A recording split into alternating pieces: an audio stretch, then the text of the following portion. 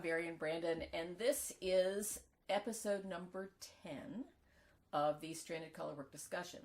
It is also the first episode in a three sort of mini trilogy, in a trilogy, three videos that kind of go together, how about that, within the big overview of the Stranded Colorwork knitting. I'm a Stranded Colorwork designer, as I've said many times.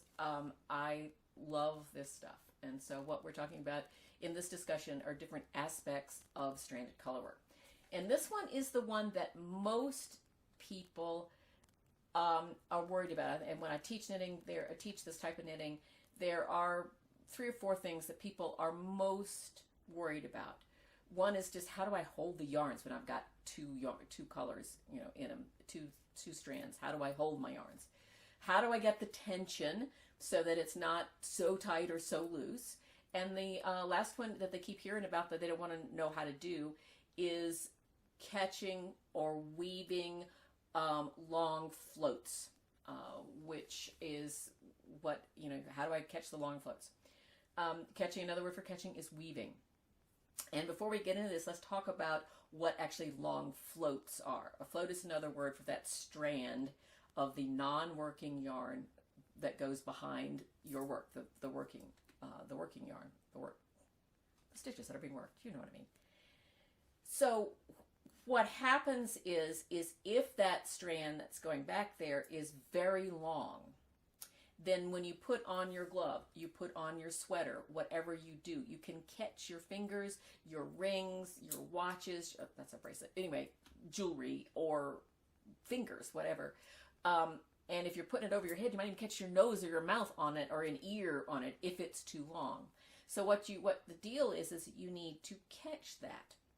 Now, it's a type of thing that in very traditional Fair Isle designs, patterns, they try not to have any long, what I call a long run of one color, so that no more than, 5 stitches or so. And therefore you don't have to worry about having any long runs, so therefore you don't have any long floats, so therefore you don't have to worry about this. But there are other patterns that are not as traditional, well, let me put it that way, that are not the traditional Fair Isle. And even in the traditional Fair Isle patterns, there are some long runs, some motifs that have long runs. But this is a good technique to learn how to do, because we're going to use the same technique on the next 2 videos that talk about weaving in.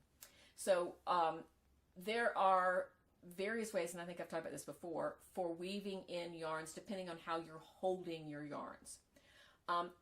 All of which, what they end up doing is just twisting the yarns around to catch that long float. I will spare you me trying to show you how to do that. I think I said I might try, but I am so bad at that. Carrying the 2 yarns in one hand, where you carry one over one finger, one of the other, or both over 2 fingers, or of the other hand. You're basically, the idea of it is that the 2 yarns come out of the back of your knitting, one on top of the other. And if this one's always on top, and that's usually the yarn that I would carry in my right hand, it's usually what the background yarn is. In order to, then this yarn is being stranded, floated around the back. What you want to do is take this and go around underneath it and pull it up so it's catching it against the work, like that. More hand signals. If you're doing it this way, it's the same thing. All you're trying to do is just wrap it around. And if it's underneath, and you're always carrying it underneath, and this is just floating, you want to catch it so that you're I can't make that finger do the same thing. Anyway, you get the idea. With the two-handed, it's a little different. The first one I'm going to show you in this video is a matter of what I end up doing, because if I've got a long run of this color with colors in my right hand, and so that therefore the strand in my left hand is long, all I really do is just tilt this hand forward and knit it and go back. So let's take a look at that right now. But let's say I have 5 purple stitches coming up. And if I have 5 purple stitches coming up, that means that this green is going to have to be drug along behind 5 purple stitches, and that's going to leave a long floater in the back. So let's look at catching that. And this is the thing that most beginning stranded work people kind of go, okay, this is what they freak out about. So this is not hard at all. I do it every third stitch. You could do it every fifth stitch, every inch. Different people do different things. I've just gotten into a rhythm of doing it every third stitch. That was one stitch. Here's two. Here's my third stitch. I'm now going to tilt my hand forward just a little bit. Now just tilt the wrist so the yarn comes forward, the green yarn. Some people will actually lay that yarn, depending on how you hold your yarn in your left hand, will lay it into the V that the two needles form. Make your purple stitch around like this, and then you can tilt it back or pull it out and then make your stitch. Now the green was coming out of that green stitch in the back here. It's now coming here between, right around that third stitch. You make one more stitch and you have locked it in. It is locked in back here. And now one more purple stitch just to make the 5, because I said I was going to do 5. All right, let's try it again, just so you can see it. 1,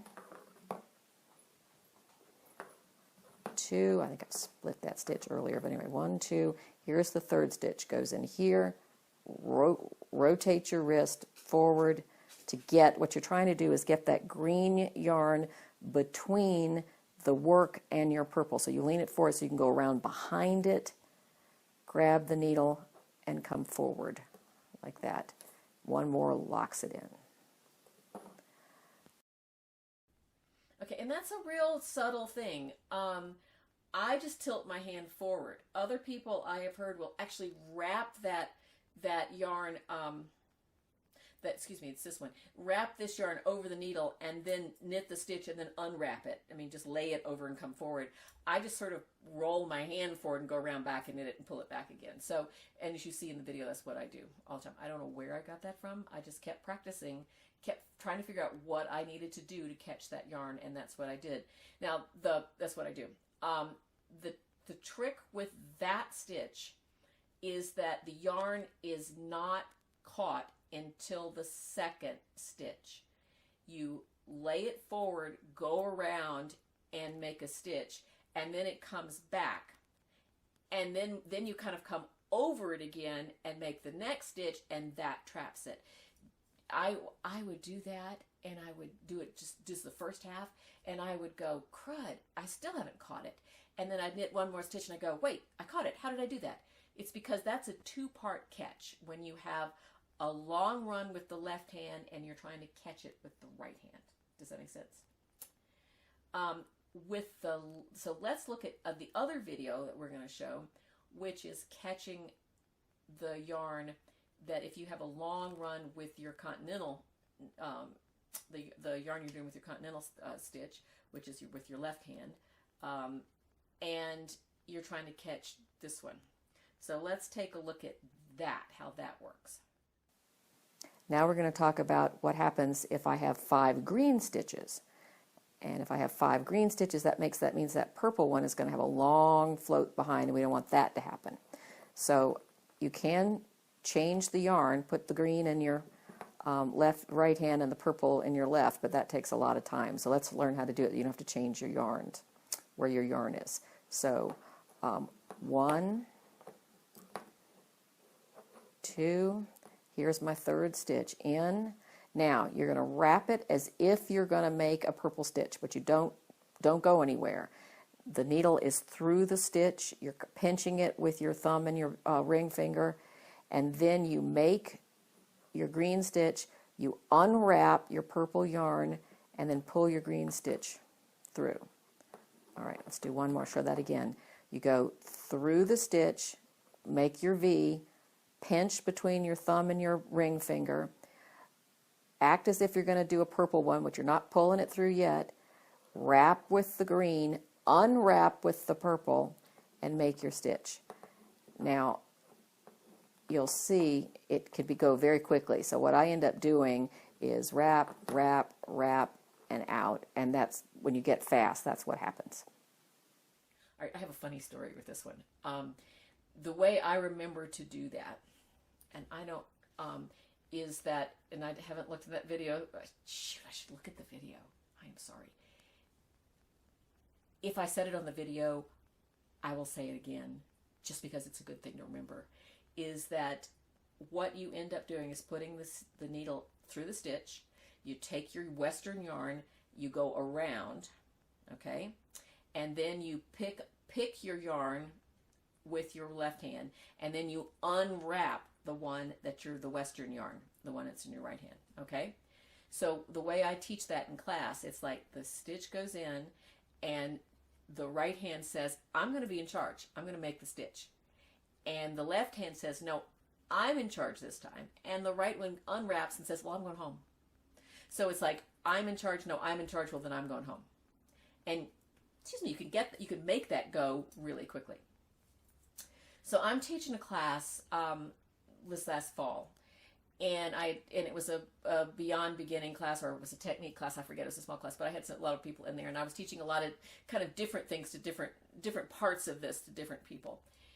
And all of a sudden, somebody looks up and says, I can't figure out, I don't know who's in charge anymore. And I thought, is she making a comment on have I lost control of the class? Is that what she's commenting on? It was no. I said, well, what are you talking about? And she says, well, you know how you say the right hand's in charge, the left hand's in charge. And I went, oh, you're catching yarn. She wasn't making a comment of my teaching. Maybe not at that point. Anyway, so that's what this video is about, is how to catch that long float. Now, get good at it, because we're going to use that same sort of technique in the next two videos, which are all, let me just make sure that I made sure. Oh, I know, I forgot. The next question, it says here, I should read my notes more often. It says here that lots of times you will, you'll learn how to do that, and then you go, well, okay, Varian, how often do I use this? Do I do this every single stitch? Do I do it every other stitch? I mean, when do I do this? And the question is, it just depends on the person, and sometimes it depends on the gauge.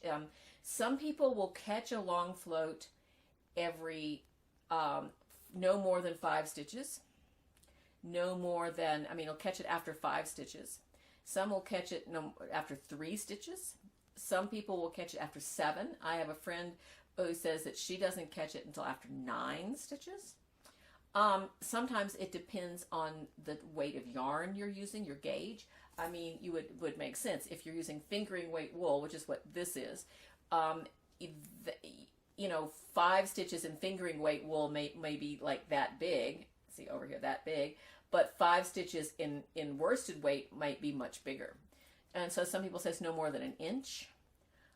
It just depends. You'll have to kind of see. If you're using Shetland or any other of the rustic yarns, then they will, sometimes they will felt up, and you don't need to use it as much. It's a good thing to learn how to do.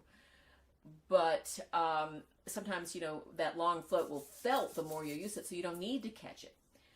But I just think it's a good technique to learn to know how to catch the long floats. It keeps things even. The one thing that I would suggest not doing is catching it on every single stitch. You can, but that makes for it kind of changes the texture of the knitting itself. It makes it more like thick double knitting without having the benefit of having the 2 sides of a double knitting.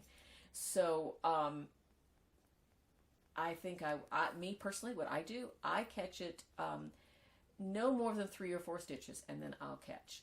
So if I have 5 stitches, I will catch it on the 3rd stitch. So as I knit a plain one, catch it on the 3rd one, knit a plain one, and then 5.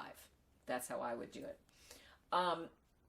That being said, if there are places in one row that you would catch, say if you had 2 stacks of 5 stitches each, okay? On one round, I would catch it on the 3rd stitch. So as I said, knit one, catch it, knit one. On the next round, I would not do that, because you don't want to have knit one, catch it stacked on top of each other. So you don't want to have the 2 catches on top of each other. For 2 rounds, it's not going to make that big a deal, she says here hesitantly. on the but I would get into the practice on the second round, catching it on the second or the fourth stitch, so that you don't stack those. I've had some issues with that. It just pulls a little funny. Other people don't have problems. I seem to. I've run into other people who do, who want to know what the problem is, and I go, it's because you stacked your catches, your weaving in, however you want to call it. So, all right. So next time, now that that was that paragraph that I didn't see.